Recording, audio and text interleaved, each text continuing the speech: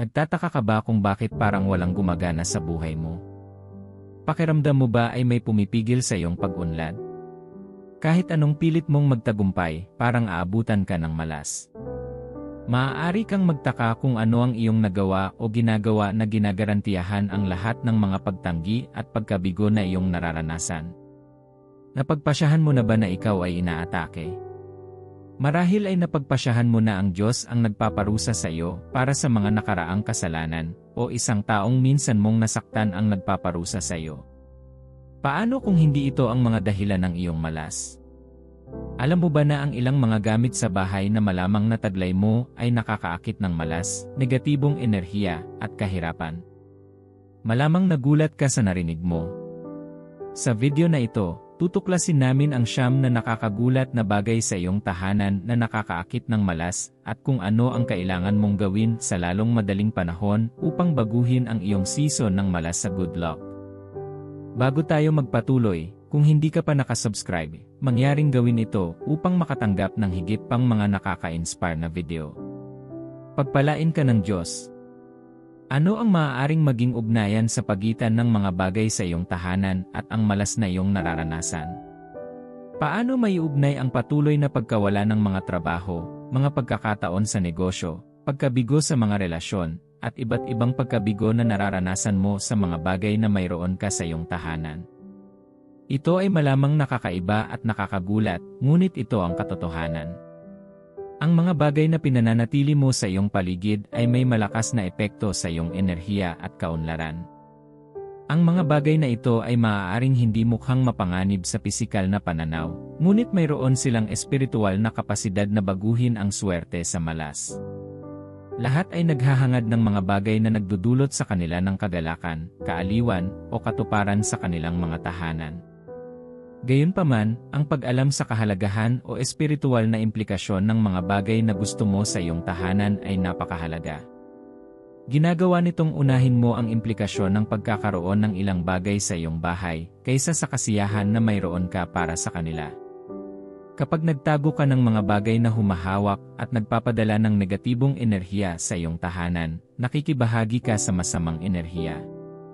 Sinisira nito ang positibong enerhiya na kailangan mo upang ituloy ang iyong mga layunin sa buhay. Ang bawat item ay may dalas nito. Kapag dinala mo ang mga maling bagay sa iyong tahanan, ginugulo mo ang daloy ng enerhiya sa iyong tahanan. Maaaring maubos ng kakaibang pagkilos na ito ang iyong positibong enerhiya at humantong sa malas. Diretso tayo sa mga item. Unang item, mga larawan o artwork na nagdudulot ng negatibong emosyon o alaala. Ikaw ba ang uri na tunay na mahilig sa mga likhang sining at mga larawan ng lahat ng uri? Mayroon ka bang mga larawan ng iyong namatay na mga mahal sa buhay sa iyong tahanan? O kailang na magkaroon ng likhang sining at mga larawang nagdudulot ng masasayang emosyon, ang mga nagpapadala ng tamang signal sa iyong subconscious mind? Kabilang dito ang mga larawan o mga likhang sining kung saan ang isang tao ay tumatawa o puno ng kagalakan, inaalagaan ng isang ina ang kanyang anak, o mga nagpapadala ng mga senyales ng pagmamahal, kagalakan, pangangalaga, probisyon, o kapayapaan. Gayunpaman, nagiging malaking alalahanin kapag mayroon kang mga larawan at likhang sining na nagdudulot ng mga negatibong emosyon sa iyong tahanan. Isipin ang pagkakaroon ng isang likhang sining ng isang bagyo, kalamidad, o isang taong umiiyak. Ang iyong pag-ibig sa mga likhang sining o magagandang mga pagpipinta ay maaaring gawing prioridad mo ang mga pagpipinta sa itaas ng mensahe sa likhang sining. Ito ay maaaring maging sanhi ng wala kang emosyonal na kalakip sa likhang sining sa pisikal, gayunpaman, ito ay nagkakaroon ng tahimik ngunit malakas na epekto sa iyong isip. Sa pangkalahatan ay pinaniniwalaan na anuman ang iyong palibutan ang iyong sarili sa araw-araw ay may isang mahusay na imprint sa iyong subconscious mind. Kung napapaligiran mo ang iyong sarili ng mga likhang sining at mga larawang naglalarawan ng kalungkutan at negativity o nagdudulot ng kalungkutan, unti-unti mong pinapakain ang iyong isipan kung ano ang aasahan sa buhay. Ang mga inaasahan na ito ay nakakahanap ng kanilang paraan upang maging totoo. Ang isang imahe ng isang namatay na mahal sa buhay ay maaaring magmukhang isang paraan ng pag-alala sa tao. Gayunpaman, nagiging alalahanin kung ang pagtingin sa mga larawan ay nagdudulot ng mga negatibong emosyon na nababalot sa iyong isip ng negativity o kalungkutan. Ito ay isang issue kapag ito ay humantong sa mga pag-iisip ng kamatayan, depresyon, o kalungkutan. Marami tayong mga taong nadiskaril sa pag-iisip dahil na-overthought nila ang pagpanaw ng kanilang partner. Ang pagkakaroon ng mga likhang sining na nagpapakita ng mga negatibong emosyon ng direkta o hindi direktang nagpapalabo sa iyong mga iniisip, nakakaapekto sa iyong emosyonal, at kung minsan ay humahantong sa mga issue sa kalusugan. Ang pag-alis ng mga larawan, painting, at mga likhang sining na nagpapadala ng mga negatibong emosyon ng direkta o hindi direkta sa iyong subconscious mind ay mas mahusay. Palitan ang mga ito ng mga likhang sining na nagpapadala ng mga positibong emosyon at enerhiya sa iyo. Alamin na unahin ang mga espiritual na implikasyon ng mga bagay kaysa sa panloob na kasiyahan na mayroon ka para sa kanila. Palibutan ang iyong sarili ng kagandahan na nagpapasigla sa halip na nagpapabigat sa iyong espiritu. Ikalawang item, mga electronic na device sa kwarto. Sa panahon ngayon, karaniwan ng may mga elektronikong kagamitan sa kwarto. Ang mga elektronikong kagamitan tulad ng telebisyon, telepono, computer, at iba pang mga gadget ay isa na ngayong pangunahing bahagi ng ating buhay. Marami ang may mga device na ito sa kanilang silid-tulugan para sa kaginhawahan, libangan, at iba pang tila magagandang pakinabang.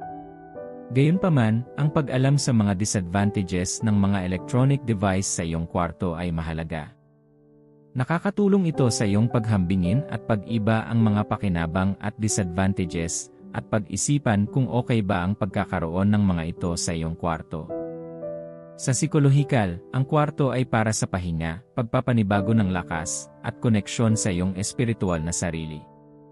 Ito ay isang lugar upang magkaroon ng mga pagmumuni-muni at pagsusuri sa pagbabago ng buhay ng iyong buhay. Ang mga pagkilos na ito ay nagbubukas sa iyo sa bagong enerhiya at kasaganaan at nagpapalakas sa iyo. Ang lahat ng ito ay ginagarantiyahan na ang silid-tulugan ay dapat na isang lugar ng kapayapaan at katahimikan na walang mga distractions. Ang pagkakaroon ng mga elektronikong aparato sa silid-tulugan ay nagbabago sa kakanyahan ng silid-tulugan at humahadlang sa iyo na tamasahin ang mga pakinabang nito. Ito ang dahilan kung bakit nahihirapang matulog ang ilang tao. Nasanay na sila sa kanilang isipan na ang kwarto ay hindi para sa pagtulog kasama ang iba pang aktibidad na ginagawa nila sa kwarto. Ang kakulangan ng magandang pagtulog na ito ay nakakaapekto sa iyong pagiging produktibo sa buhay at nagdudulot ng masamang kapalaran. Kapag naglagay ka ng mga elektronikong device sa iyong kwarto, pinapayagan mo ang nakakagambalang enerhiya sa isang puwang na nakatuon sa kapayapaan. Ang mga device na ito ay naglalabas ng mga electromagnetic field na lumilikha ng mga masiglang abala na nakakaapekto sa iyong pagtulog, kalinawan ng isip, at kagalingan. Ang patuloy na pagpapasigla mula sa mga screen, notification, at liwanag na ibinubuga mula sa mga device na ito ay maaaring makaistorbo sa iyong natural na circadian rhythm. Malaki ang epekto nito sa iyong pagtulog. Ang kakulangan ng tamang pahinga ay maaaring humantong sa stress, pagkabalisa, at kahit na mga medikal na alalahanin. Ang mga distractions at ingay na nilikha nila ay pumipigil sa iyo sa pag-alin sa iyong panloob na sarili at kapayapaan. Nililimitahan nito ang iyong kakayahang ma-access kung ano ang sinasabi ng iyong panloob na sarili sa iyo. Sinasabi ng Biblia sa Job 32:8, ngunit ang espiritu sa isang tao, ang hininga ng makapangyarihan, ang siyang nagbibigay sa kanila ng pangunawa. Mayroon kang panloob na sarili na nilalayong ipaalam sa iyo ang pag-unawa. Gayunpaman, ang mga pagkagambala mula sa mga elektronikong aparato sa iyong silid-tulugan ay hahadlang sa panloob na komunikasyon na ito. Ito ang ilan sa mga disadvantage ng pagkakaroon ng mga electronic device sa iyong kwarto. Upang tamasahin ang lahat ng maibibigay sa iyo ng isang matahimik na silid-tulugan, isaalang-alang ang pag-alis ng lahat ng mga dekuryenteng aparato. Palitan ang mga ito ng mga bagay na nakakatulong sa magandang pahinga at espiritual na koneksyon, tulad ng magandang likhang sining at malambot na ilaw. Ang mga bulaklak ay lumikha ng isang kapaligiran na naghihikayat sa mahimbing na pagtulog at isang espiritual na koneksyon sa iyong panloob na sarili. Ikatlong item, walang laman o sirang mga lalagyan ng asin. Marahil ay nagtataka ka kung paano naugnay ang mga walang laman o sirang lalagyan ng asin sa nangyayari sa iyo. Ang asin ay nakakatulong upang mapahusay ang lasa ng pagkain. Nakakatulong din ito upang mapanatili ang mga pagkaing nabubulok. Ito ang dahilan kung bakit nakikita ng maraming kultura sa espiritual na mga setting ang asin bilang simbolo ng kadalisayan, tamis, pangangalaga, pananatili, at proteksyon. Ang asin sa tahanan ay sumisimbolo ng swerte, positibong enerhiya, kasaganaan, pangangalaga, at proteksyon sa iyong tahanan. Nang ang mga tao ng Jericho ay sumigaw kay Eliseo tungkol sa kanilang maruming tubig at hindi mabungang lupain, humingi siya ng asin at isang mangkok upang ilagay ang asin. Ginamit niya ito upang linisin ang tubig at pagalingin ang lupa mula sa tigang. Sa 2 Hari 2 oras 20 minuto negatibo 21, sinasabi ng Biblia, "Dalhan mo ako ng isang bagong mangkok," sabi niya, "at lagyan mo ng asin." Kaya dinala nila ito sa kanya. Pagkatapos ay lumabas siya sa bukal at itinapon ang asin doon, na sinasabi, "Ito ang sabi ng Panginoon, pinagaling ko ang tubig na ito." Ito ay hindi lamang tungkol sa asin, mahalaga ang lalagyan na pinaglagyan nito. Ang lahat ng sinasagisag ng asin sa iyong tahanan ay maaari lamang makamit sa antas kung saan ang asin ay mahusay na nilalaman. Ang pagkakaroon ng walang laman o sirang mga lalagyan ng asin ay nagdudulot ng kabaligtaran ng lahat ng sinasagisag ng asin sa iyong tahanan. Ang nasirang lalagyan ng asin ay nakakagambala sa libreng daloy ng enerhiya at kapalaran. Ang ilang mga setting ng relihiyon ay nakikita ang asin bilang isang hadlang sa negativity. Ginagawa nitong ang mga sirang lalagyan ng asin ay kumakatawan sa isang nag-aalis ng hadlang sa negativity. Ginagawa ka nitong mahina sa mga naglalabas ng enerhiya at nagbibigay ng negatibong enerhiya. Ito ay tulad ng pagbubukas ng pinto para sa lahat ng uri upang makapasok sa iyong buhay at tahanan. Ang lalagyan ay nakakatulong upang mapanatili ang magandang enerhiya kapag nasa mabuting kalagayan. Maaari itong kumatawan sa isang kakulangan o isang hindi natapos na cycle kapag nasa masamang hugis. Kapag napansin mong walang laman ang iyong lalagyan ng asin, lagyan muli ito ng asin. Kapag napansin mong sira ang iyong lalagyan ng asin, dapat mong palitan ito ng bagong lalagyan. Unti-unti nitong ibinabalik ang lahat ng nawala sa iyo. Nagdudulot ito ng magandang enerhiya, proteksyon, kasaganaan, at pangangalaga pabalik sa iyong buhay. Ika-4 na item, sirang mga orasan. Mayroon ka bang mga orasan na nakasabit sa iyong dingding na hindi na gumagana? Mayroon ka bang mga orasan sa iyong bahay na sira na? Mayroon ka bang mga orasan sa iyong tahanan na nakatakda sa iba't ibang oras? Malamang na wala kang nakikitang anumang issue sa pagpapanatili sa kanila sa paligid mo dahil mayroon kang mga alternatibong paraan ng pagsuri ng oras. Mayroon kang mga cellphone, computer, at iba pang mga gadget upang suriin ang oras. Malamang na itinatago mo ang mga ito para makita ng mga tao na mayroon kang wall clock. Hayaan mong buksan ko ang iyong mga mata sa ilang katotohanan tungkol sa pagpapanatiling sira, hindi aktibong mga orasan o orasan sa magkasalungat na oras. Ang mga orasan ay makapangyarihang mga simbolo na kumakatawan sa paglipas ng panahon. Ang pagkakaroon ng hindi gumagana at sirang mga orasan ay sumisimbolo sa paghinto sa iyong pag-unlad sa buhay at sa daloy ng enerhiya. Ginagawa nitong internalize ang pakiramdam ng pagwawalang kilos araw-araw. Ang pakiramdam na ito ng pagwawalang kilos ay nagpapakita ng pisikal sa pamamagitan ng malas. Nagsisimula kang mapansin na ang mga bagay na tila gumagana sa iyong buhay ay huminto sa paggana. Ang pagkakaroon ng mga orasan na nakatakda sa magkasalungat na oras ay nagpapahiwatig ng salungatan, pagkalito, o kaguluhan sa halip na isang tuloy-tuloy na daloy ng enerhiya. Ito ang dahilan kung bakit dumaan sa iyo ang mga pagkakataong nakalink sa perpektong timing. Ang paghinto ng daloy ng enerhiya ay nagpapapahina sa iyo upang ituloy ang iyong mga mithiin sa buhay at mapurol ang iyong kaluluwa. Sa paglipas ng panahon, makikita mo ang iyong sarili na nabubuhay sa isang buhay na walang pag-unlad, puno ng malas, at walang direksyon sa buhay. Pinapalitan ng negativity ang pagiging positibo, at ang mga layunin na dati mong gustong makamit ay nagsisimulang mukhang hindi matamo. Pinapalampas mo nito ang mga pagkakataon sa tadhana na maaaring magpabago sa iyong buhay magpakailanman. Malamang na ginawa mo na ang lahat para baguhin ang pagsasalaysay ng mga pangyayari sa iyong buhay.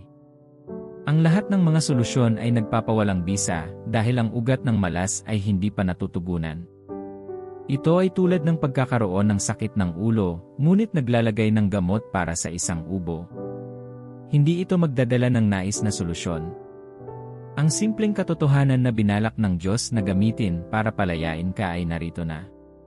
Ang sabi ng Biblia sa Juan 8:32, kung magkagayon ay malalaman nyo ang katotohanan, at ang katotohanan ay magpapalaya sa inyo. Ang kailangan mo lang gawin ay itakda ang lahat ng orasan sa iyong tahanan sa parehong oras. Alisin ang mga sirang orasan at palitan ang mga ito ng bago kung gusto mo pa ring gumamit ng mga orasan sa dingding. Ang simple ngunit makapangyarihang pagkilos na ito ay natural na magpapadala ng senyales ng kalinawan upang palitan ang pagkalito sa iyong isipan. Sa kalaunan ay hahantong ito sa pag-unlad at swerte. Magkakaroon ka kaagad ng libreng daloy ng positibong enerhiya sa ibabaw. Magkakaroon ka ng bagong liksi upang kunin at ituloy ang iyong mga layunin na ibinigay ng Diyos. Kung wala kang pondo para palitan ang mga sirang orasan, tanggalin ang mga sira at itapon. Hindi na kailangang magtago ng mga nasirang bagay sa iyong tahanan. Isa ito sa mga ugali na nauwi din sa malas. Mag-improvise gamit ang iyong telepono o iba pang gadget hanggang sa makabili ka ng bagong wall clock. Ika-5 item. Di-organisadong closet. Energy-wise, disorganisasyon at kalat ay kumakatawan sa static na enerhiya na hindi maaaring umikot. Ito ay tanda ng pagwawalang kilos. Kung mas kalat ang iyong aparador, mas maraming kaguluhan ang naghahari rin sa loob. Nakakaapekto ito sa kalinawan ng iyong pag-isip dahil sinusubukan ng iyong isip na ayusin ang kaguluhan sa paligid mo. Ang paggising upang makita ang isang hindi maayos na aparador araw-araw ay nagpapadala ng isang pakiramdam ng pagkalito sa iyong subconscious mind. Marahil ito ang dahilan kung bakit mahirap para sa iyo na tumuon sa anumang ginagawa mo. Kapag ang iyong isip ay nasa estado ng pagkalito, bihira kang makakamit ang anumang mabuti. Ang pagkakaroon ng tagumpay o swerte ay nangangailangan ng ilang pangako. Ang pangakong ito ay pangunahing konektado sa kung gaano ka nakatuon. Ang isang nababagabag na isip ay kulang sa pangako na magdadala ng tagumpay. Panahon na upang bigyang pansin ang pag-aayos ng iyong aparador. Ibigay ang anumang bagay sa iyong aparador na hindi ka pakipakinabang. Gawin ito para gawing kinetic energy ang lahat ng static energy. Ito naman ay nakakatulong sa iyo na makamit ang swerte at wakasan ang malas. Ika-6 na item. Lumang kalendaryo na nagpapakita ng mga nakaraang petsa. Ang ilang mga tao ay tulad ng pagkakaroon ng mga kalendaryo na nakabitin sa mga partikular na lugar sa kanilang mga bahay. Nakakatulong ito sa kanila na suriin ang petsa na kailangan nila sa isang sulyap.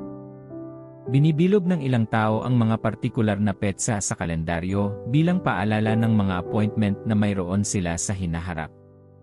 Habang tayo ay nabubuhay sa isang elektronikong mundo kung saan madali mong masusuri ang mga petsa sa pamamagitan ng iyong mga gadget, ang pagsasabit ng kalendaryo sa iyong sitting room o kwarto ay hindi isang masamang ideya.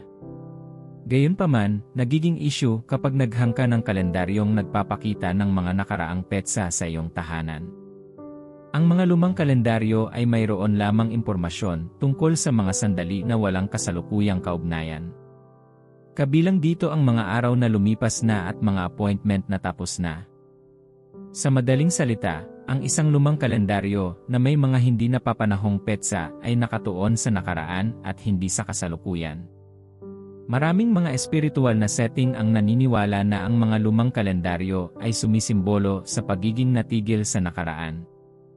Nagpapakita sila ng pagwawalang kilos sa iyong buhay. Masyado kanilang pinagtutuunan ng pansin sa mga araw at appointment sa nakaraan. Hawak at ipinapadala nila ang lumang enerhiya sa iyo. Sa kalaunan ay humahadlang ito sa libreng daloy ng bagong enerhiya sa iyong buhay. Nauubos nito ang enerhiya na maaari mong gamitin para masulit ang kasalukuyan. Ang bawat bagong season ay nagpapakita ng mga hamon nito. Kailangan mo ng bagong enerhiya upang malampasan ang isang bagong hamon dahil ang luma ay hindi maaaring humantong sa tagumpay. Kapag pinalibutan mo ang iyong sarili ng mga bagay na nakakaubos ng iyong enerhiya o nagtutuon sa iyo ng pansin sa nakaraan, mahihirapan kang tumuon sa kasalukuyan o magplano para sa hinaharap. Ang mga lumang kalendaryo na may mga lumang petsa ay madaling magpapaalala sa iyo ng mga nakaraang pagkabigo at mga lumang cycle. Nakakaapekto ito sa iyo sa emosyonal. Pinasisigla nito ang matagal na pagkakaugnay na mayroon ka sa mga nakaraang karanasan. Mayroong isang paraan upang matandaan ang isang nakaraang kabiguan at simulan ang pag-asa sa kabiguan sa isang hakbang na iyong gagawin. Ang pag-iisip na iyon ng kabiguan sa kalaunan ay hahantong sa isang pisikal na pagpapakita ng kabiguan. Kung kailangan mo ng kalendaryo sa bahay, oras na para tiyaking napapanahon ito. Palitan ang bawat lumang kalendaryo ng mga lumang petsa at palitan ang mga ito ng mga bago. Kung gumagamit ka ng kalendaryong may iba't ibang buwan sa iba't ibang page, i-flip ka agad sa kasalukuyang buwan para magkaroon ng bagong focus kapag natapos ang isang buwan. Ang pagkilos na ito ay mukhang masyadong simple, ngunit epektibong nagbabago sa iyong buhay mula sa masama patungo sa mabuti. Ikapitong item. Mga luma at hindi nagamit na item. Kadalasan, ang mga taong may maayos na kapaligiran at tahanan ay mabilis na nag-cart ng mga luma at hindi nagamit na mga bagay. Hindi mo maaaring kainin ang iyong cake at makuha ito.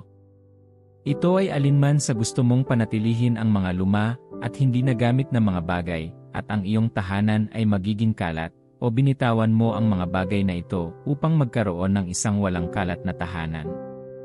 Ang pagkakaroon ng kalat ng mga luma at hindi nagamit na mga bagay sa iyong tahanan ay hindi lamang pagpapakita na ikaw ay hindi maayos. Ito rin ay nagpapakita ng iyong kakayahang kumapit sa mga bagay. Ito ay maaaring maiugnay sa pagiging kuripot. Ang ilang mga tao ay nangangailangan ng iyong hindi nagamit na mga item. Ang pagbabahagi sa kanila ay nakakatugon sa kanilang mga pangangailangan at nagiging sanhi ng isang cycle ng probisyon sa earth. Sinasabi ng Biblia sa Kawikaan 11:4, ang isang tao ay nagbibigay ng walang bayad, gayon may nakikinabang ng higit pa, dumarating ang kahirapan kapag lagi mong pinipigilan ang dapat mong ibigay. Ito ang mensahe sa talata. Ang pagbibigay ng mga lumang bagay ay nagbibigay daan para sa mga bagong bagay na pumasok. Ang paghawak sa mga lumang bagay ay humahadlang sa daloy ng bago at nagpapanatili sa iyo sa malas. Mula sa ibang anggulo, ang nakasynchronize na enerhiya ay lumilikha ng synchronicity. Ang pagkakaroon ng mga tambak na luma at hindi nagamit na mga bagay na nakakalat sa paligid ng iyong tahanan ay humahantong sa mga kalat. Ang anumang uri ng kalat ay humahadlang sa libreng daloy ng positibo o enerhiya. Ito ay maaaring unti-unting huminto sa daloy ng kasaganaan. Ang pagkakita ng mga nasayang na item sa iyong tahanan ay nagpapadala ng hindi malay na mensahe na wala kang sapat. Ginagawa nitong mag-imbak ng mga karagdagang mapagkukunan na may mindset na kakailanganin mo ang mga ito sa ibang pagkakataon. Nagdudulot ito ng kakulangan at pag-iisip ng kaligtasan sa halip na liberalidad at kasaganaan. Kapag pinahintulutan mo ang kalat at kakulangan na tumagos sa iyong espasyo sa labas, nakakaakit ka ng kakulangan at malas sa halip na tunay na kasaganaan. Sa lalong madaling panahon, maaari mong mapansin ang mahahalagang bahagi ng buhay na walang kahirap-hirap na umaapaw para sa iba, ngunit ang kabaligtaran ay ang kaso para sa iyo. Nagsisimula kang makita na kulang ka sa mga suportang relasyon, pangarap na alok sa trabaho, at mga kita sa pera. Ito ay dahil ang mga nakatambak na kalat ay masiglang humaharang sa mahalagang sirkulasyon ng mga pagpapala at tagumpay. Ang solusyon ay regular na dinadala ang lahat ng luma at hindi nagamit na mga bagay. Hindi mo kailangan ng mga damit, isang pares ng sapatos, o mga kagamitan sa kusina na hindi mo nagamit sa loob ng isang taon. Ngayon na ang oras upang linisin ang mga ito at ibigay ito sa mga nangangailangan nito. Ginagawa nitong magbukas ang universo ng mga bagong channel ng supply sa iyo. Tiyaking walang kalat ng mga bagay sa iyong bahay. Panatilihing malinis kahit saan sa pamamagitan ng pagbabahagi ng mga hindi nagamit na item. Ika-8 item. Matinik na halaman. Malamang na gusto mong magkaroon ng mga halaman at bulaklak sa paligid mo. Marahil ay nakikita mo ang mga ito bilang mga bagay na nagpapaganda sa iyong tahanan. Ito ay kaibig-ibig na magkaroon ng kung ano ang nagdudulot sa iyo ng isang pakiramdam ng katuparan at kagalakan sa paligid mo. Gayunpaman, dapat kang maging maingat sa pagkakaroon ng matinik na halaman tulad ng cactus at rose bushes na may tinik sa iyong tahanan dahil nakakaakit sila ng malas. Mula sa isang punto ng view, ang mga tinik ay kumakatawan sa puot, pagsalakay at pag-atake. Ang lahat ng mga simbolismong ito ay mula sa pag-andar ng mga tinik hanggang sa mga halaman. Kung tutuusin, ang mga tinik ay depensa ng halaman laban sa mga herbivore o sinumang gustong mapalapit sa mga halaman. Pinoprotektahan nila ang mga halaman mula sa pinsala at sakit. Ito ay hindi sinasadyang nagpapadala ng mensahe sa iyong nervous system upang maging alerto para sa sakit at pagbabanta. Pinapanatili nitong nakalock ang iyong katawan sa fight mode sa kabila ng walang nakikitang panganib. Ang pagiging nasa talamak na kalagayang ito ay nagpapaputok sa iyong pag-isip at humahadlang sa iyong pagkamalikhain. Nauubos nito ang iyong enerhiya at pagganyak, binabara ang iyong enerhiya mula sa pag-agos upang makaakit ng magagandang kapalaran. Maaari mong mapansin ang mga relasyon na nagsisimulang lumala habang ang mga kasosyo ay nagpatibay ng walang malay na mga postura ng pag-atake. Ang mga proyektong dapat umunlad ay natigil habang ang iyong paningin ay nagmumula sa pagkabalisa. Sa totoo lang, pinoprograma ng mga tusok na bagay na yon ang iyong utak upang asahan ang pinsala at pangangati. Ito ang dahilan kung bakit kailangan mong palitan ang mga matinik na halaman ng iba pang magagandang bulaklak na nagbibigay pa rin sa iyo ng kasiyahang nakukuha mo mula sa mga bulaklak. Kasama sa mga magagandang bulaklak na ito ang mayayabong na berdeng mga dahon, namumulaklak na palumpong, at mga dramatikong palad. Ika-9 na item, mga regalo na lihim mong hindi gusto. Minsan nireregalo tayo ng mga mahal natin sa buhay o kaibigan ng mga bagay na hindi natin gusto. Kadalasan, kinokolekta natin ang mga ito at kumikilos na masaya dahil ayaw nating madamay ang ating mga mahal sa buhay. Minsan, ayaw natin ng regalo dahil sa taong nagregalo sa atin. Kapag ang isang taong hindi mo nagustuhan ay nagbigay sa iyo ng isang item, mas malaki ang posibilidad na hindi mo gusto ang regalo. Ano man ang kaso, ang pagkakaroon ng mga regalo na lihim mong hindi gusto sa iyong bahay ay maaaring makaakit ng malas. Ang mga regalo ay sinadya upang pasayahin ka at pasayahin. Ito ay isang pagpapakita ng pagmamahal, koneksyon, at pagpapahalaga. Ang kabaligtaran ay kapag nakatanggap ka ng mga regalo na lihim mong hindi gusto o labis na hinahamak. Ang pagkakaroon upang makita araw-araw kung ano ang iyong hinahamak ay lubos na nakakaapekto sa iyong isip. Nagdudulot ito ng mga negatibong emosyon. Ninanakaw nito ang iyong kagalakan at nauubos ang iyong enerhiya. Mayroong isang mahusay na relasyon sa pagitan ng kagalakan at enerhiya. Ang isang masayang tao ay malamang na magkaroon ng mas maraming lakas upang labanan kaysa sa isang taong nalulumbay. Bakit itago ang regalong iyon ng gintong wristwatch, peres ng sapatos, o damit na hindi mo gusto sa iyong kwarto? Bakit panatilihin ang regalong iyon na nagpapaalala sa iyo ng hindi nalutas na mga nakaraang isyu? Bakit panatilihin ang regalong iyon na nagpapaalala sa iyo ng mga nakaraang pananakit at pang-aabuso? Bakit panatilihin ang hindi na naglilingkod sa iyo? Ang lahat ng ito ay nagpapanatili sa iyo ng emosyonal na kalat. Sa isang banda, ayaw mong itapon ang regalo para hindi makaramdam ng pagkainggit. Sa kabilang banda, ang pagtingin sa mga regalo ay negatibong nakakaapekto sa iyong mga emosyon. Ang emosyonal na kalat na ito ay umuubos ng iyong enerhiya at humahadlang sa daloy ng positibong enerhiya. Ito ay may ripple effect sa kung ano ang mangyayari sa iyo. Inaakit nito ang malas at pinipigilan ang daloy ng swerte. Panahon na upang alisin ang bawat regalo na hindi mo gusto mula sa iyong paligid. Malamang na pwede mong regalo sa iba kung ayaw mong itapon. Mahalaga rin na tunay na patawarin ang mga nanakit sa iyo. Kung hindi mo gusto ang isang regalo dahil nasaktan ka ng nagbigay, ibigay ang item at patawarin ang nag-aalala. Minamahal, ngayong alam mo na ang mga bagay sa iyong tahanan na umaakit sa malas na kailangan mong alisin, dapat kang kumilos kaagad. Ang kalooban ng Diyos ay maranasan mo ang swerte. Nais niya na patuloy kang lumipat mula sa isang antas ng kasaganaan patungo sa isa pa. Ang kanyang mga plano ay mabuti at hindi masama. Nais niyang hindi ka magkaroon ng isang mas mahusay na kahapon. Sinasabi ng Biblia sa Kawikaan 4:18, ang landas ng matuwid ay gaya ng araw sa umaga, na sumisikat ng lalong maliwanag hanggang sa ganap na liwanag ng araw. Nais ng Diyos na patuloy kang lumipat mula sa isang antas ng pagpapala at good luck sa isa pa. Ito ang dahilan kung bakit pinagpala niya kayo kay Kristo Jesus. Nilikha ng Diyos ang lahat ng bagay para sa kapakanan ng kanyang mga anak na lalaki at babae. Ang mga ito ay hindi para sa mga hindi mananampalataya pangunahin. Siya ay isang mabuting ama na laging nagnanais na akayin ka sa pinakamagandang lugar. Naaalala mo ba ang unang taong nilikha ng Diyos? Ginawa ng Diyos ang lahat ng kakailanganin ng tao bago siya likhain. Ang lahat ay nagtrabaho para sa tao bago siya nagkasala. Sinasabi nito sa iyo na inayos na ng Diyos ang lahat para makapagtrabaho ka sa magandang kapalaran. As far as God is concerned, ayaw niyang mag-apply ka sa pinapangarap mong firm at ma-reject. Ayaw niyang magsimula ka ng isang negosyo na kalaunan ay natitiklop. Ayaw niyang mawalan ka ng anumang puhunan na inilagay mo sa lahat ng iyong pagsisikap.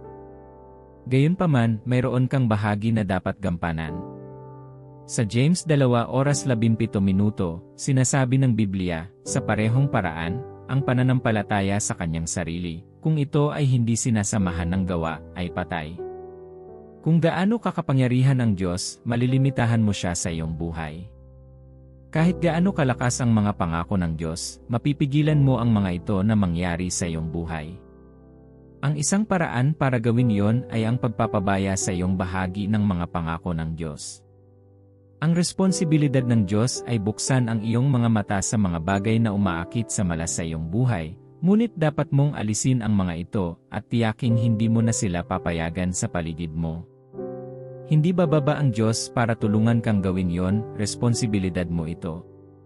Kapag ginawa mo ang iyong bahagi ng pangako, matatamasa mo ang swerteng nakaplano na sa iyo ng Diyos. Gayon din, palibutan ang iyong bahay ng mga larawang nagsasaad ng mga pangako at mga kasulatan ng Diyos na magpapalakas ng iyong pananampalataya sa Diyos at sa Kanyang salita. Magdasal tayo. Ama sa langit, nagpapasalamat ako sa iyong dakilang pagmamahal sa akin. Salamat sa pagmamahal mo sa akin sa kabila ng mga pagkukulang ko. Kung talagang nagbibilang ka ng mga kasamaan, hindi ako magiging karapat-dapat na tawaging ama. Salamat sa regalo ng buhay. Sa katunayan, hindi ako natupok dahil sa iyong dakilang pag-ibig. Ang iyong pakikiramay ay hindi kailanman nabigo sa akin. Sinasamba kita sa biyayang ipinapakita mo sa akin araw-araw. Isinasalaysay ko ang iyong kabutihan sa aking buhay. Sa tuwing ginagawa ko ito, iniiwan ako ng labis na pagkabalisa. Ikaw ay mapagbiyaya at ang iyong awa ay magpakailanman. Ama, salamat sa pagpaparating sa akin sa video na ito na puno ng katotohanan. Ito ay nagbukas ng aking mga mata sa mga bagay na mayroon ako sa aking bahay na umaakit ng malas. Ikinalulungkot ko, Panginoon, sa pag-aakalang ikaw ang naglalagay ng malas sa akin. Alam ko na ngayon na nakikipagtulungan ako sa dyablo para saktan ang sarili ko sa lahat ng ito. Sa pusong mapagpakumbaba at nagsisisi, ipinagtatapat ko ang aking mga pagkukulang. Panginoon, ikinalulungkot ko ang bawat kasalanang nagawa ko sa iyo. Patawarin mo ako batay sa iyong awa at linisin mo ako sa lahat ng kalikuan. Kinikilala ko na nasa akin ang kalikasan ng katuwiran. Sa ganitong kalikasan, ibinibigay ko ang aking katawan sa Diyos. Tumanggi akong mamuhay pa sa kasalanan. Ama, alam ko na ngayon na ang iyong kalooban para sa akin ay swerte at hindi malas. Nakita ko na ang inyong pag-iisip para sa akin ay mabuti at hindi masama. Ikaw ay isang mabuting ama na nagnanais ng pinakamahusay para sa akin at nais na dalhin ako sa mga lugar na inihanda. Tumanggi akong malaman ang lahat ng ginawa mo para sa akin, ngunit nakakaranas pa rin ng malas. Ama, bigyan mo ako ng biyaya at kakayahan na alisin sa aking tahanan ang bawat bagay na umaakit sa malas. Sinira ko ang bawat emosyonal na kalakip na mayroon ako sa mga bagay na nagdadala ng malas sa aking buhay. Inuuna ko ang espiritual na implikasyon ng mga bagay kaysa sa kalakip na mayroon ako para sa kanila. Panginoon, ninanais mo na palibutan ko ang aking sarili ng mga bagay na magbibigay sa akin ng positibong enerhiya upang makamit ang lahat ng iyong pinlano na makamit ko sa panahong ito ng aking buhay. Tumanggi akong tingnan ang mga katotohanan ito bilang mga pamahiin, sa halip nakikita ko sila bilang ang eye-opener mo para sa akin ngayong season. Panginoon, habang inaalis ko ang mga item na nakakaakit ng malas at pinapalitan ang mga ito ng mas magagandang item, mangyaring tulungan akong ibalik ang lahat ng nawala kong araw. Ibalik sa akin ang lahat ng nawala sa akin dahil sa kamangmangan. Baguhin ang aking kwento pabalik sa magandang kapalaran at hayaan mo akong mabawi ang lahat ng taas na nawala sa akin. Panginoon, tulungan mo akong maging halimbawa na ibibigay ng mga tao kapag nais nilang tukuyin ang isang pinagpalang tao. Hayaang makita ng mga tao ang iyong kasaganaan sa aking buhay at kilalanin na ang Diyos lamang ang makakagawa nito. Hayaang ang lahat ng tumutuya sa akin sa mga araw ng aking masamang kapalaran ay sumama sa akin sa pagluwalhati sa iyong pangalan. Nagpapasalamat ako dahil alam kong natanggap ko ang mga sagot sa aking mga panalangin. Habang ako ay nanalangin sa pangalan ni Jesus, Amen. Binabati kita. Kung ang Diyos ay nagsalita sa iyo sa pamamagitan ng mensaheng ito, ibahagi ang iyong mga saloobin. Gayon din, mag-subscribe sa channel upang manatiling konektado. Sumainyo nawa ang kanyang biyaya palagi.